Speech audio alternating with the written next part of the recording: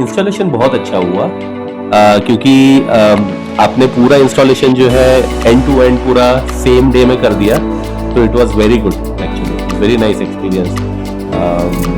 Look wise भी बहुत अच्छा लग रहा है और मेरे बहुत कंस्ट्रेंट थे कि मेरा 10x11 का रूम था, उसमें मेरे को 2 सिंगल बेड भी चाहिए था, मेरे को 2 टेबल भी चाहिए था, और ऐसे अगर मैं लगा रहा था तो वो फिट नहीं हो रहा था। फिर मैंने इंस्टाग्राम में कहीं रील देखा, उसमें मैंने देखा इनविजिबल बेड का स्पेस सेविंग टेक्नोलॉजी है एंड इस टाइप का बेड बनता है। तो I visited the Koramangala branch, वहाँ उन्होंने डेमो दिया।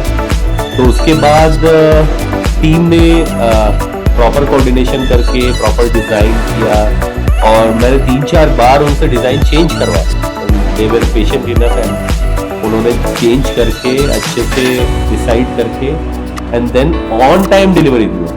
They said 3rd July and I got it on 3rd July installed and with best quality and space safe. I'm very happy.